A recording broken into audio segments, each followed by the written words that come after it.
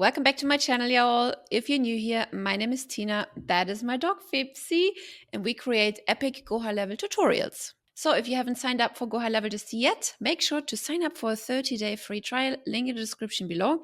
And if you're looking to upgrade your high-level subscription, also be sure to use my links because they come with epic bonuses as well, such as your own ticketing support snapshot. It's a whole system built to help you answer your customers' tickets once they submit one. It also comes with over 400 white label videos. Then you'll be able to access different courses that will help you to not land in spam when sending emails, to be confident on camera, as well as SOPs on how to onboard clients properly. Then there will be a SaaS agency snapshot, which you can implement with a few clicks of a button so you can get your GohighLevel business up and running fast, as well as a marketing agency snapshot. Now let's get to the video. So in this video, I'm going to show you how you can turn on image reading inside of your conversation AI bots. So the AI bot is able to solve problems visually. It can analyze screenshots, maybe receipts, menus, or even product photos. And once analyzed, it will be able to provide precise guidance. This will help you to get to a faster resolution time, for example, if you're running a ticketing system, because it will reduce the follow-up questions like, hey, what's on screen? The customer can send in a screenshot immediately what they see and the bot is able to analyze it. Let me show you how you can turn this on. So first, let's navigate to AI agents on the left, click Conversation AI at the top, click on Agents List, select your agent in question or create a new one. Let's go ahead and edit this one. Click the three dots, click on edit, scroll down a little bit, and right here you can see the option also allow this bot to respond to images and voice notes. Just turn on this button like that and don't forget to hit the save button bottom right. Right here you can decide how long it can take the bot when it goes to sleep. We have put 2 hours, and then right here how long the bot will wait until it replies to the request. We put 1 minute because maybe sometimes people send multiple images, text message, and or voice messages as well at the same time.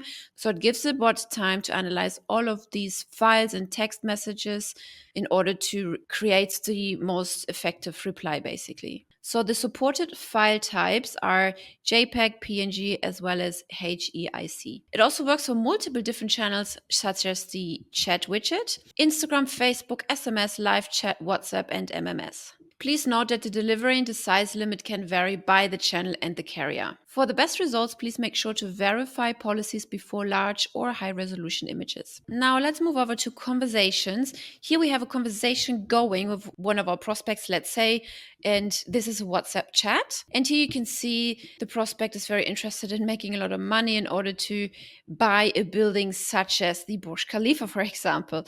And he's asking, how much money do I need? So the bot is replying, hey, that's a huge ambition. I can't give financial advice, but the team can walk you through strategies to scale your income on a call.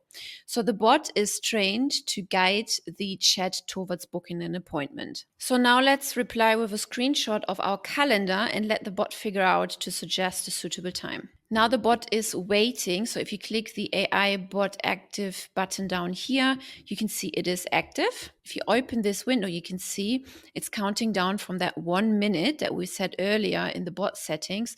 Wait for 1 minute until you reply, right? And that 1 minute, that always resets itself once the customer sends another message. So here the bot just dropped the link. It didn't go and check what's the availability because I actually trained it the way that it only is allowed to drop the link. But you can dictate those little things inside the prompt, inside of your AI agent settings. Or here, for example, let's say you are a real estate agent and you are renting houses or selling flats and villas. Then a quick conversation could help to just understand visually what the client is after. Here the client is sending an image of a villa and he said, I would like to buy something like this. Then the agent confirms back if it's correct what he's seeing.